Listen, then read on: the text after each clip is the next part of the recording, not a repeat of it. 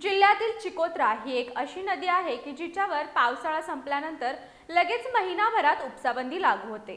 पुढे पूर्ण हंगाम म्हणजे पावसाळा येईपर्यंत हे उपसाबंदीचे वेळापत्रक सुरूच राहतं।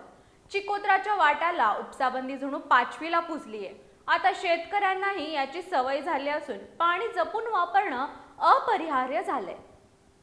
आजरा तालुक्यात उगम पावलेली चिकोत्रा नदी कागल तालुक्यातून पुढे वाहत जाऊन कर्नाटक हद्दीत चिखली बांधाऱ्याच्या पुढे ती वेदगंगेशी संगम पावते। या नदीवर 1.5 TMC क्षमतेचा मध्यम प्रकल्प उभारण्यात आला आणि 2001 मध्ये पहिल्यांदा पाणी साठा करण्यात आला। या नदीचं पात्र तसं उथळ आणि लांबीही कमी, परिणामी पाणी वेगानं वाहतं। त्यामुळे पावसाळा संपला की या नदीचं पाणी एकदम कमी होत असे। त्यामुळे खरीप आणि रब्बी अशीच पिकं असायची। त्यातही चिकोत्रा खोरे तंबाखूसाठी प्रसिद्ध होतं।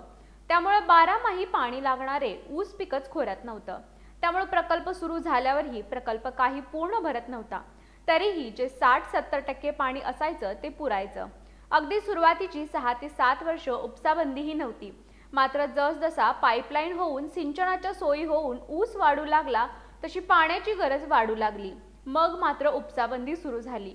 ही उपसाबंदी डिसेंबर ते जूनच्या पहिल्या आठवड्यापर्यंत म्हणजे पावसाळा सुरू होईपर्यंत असते।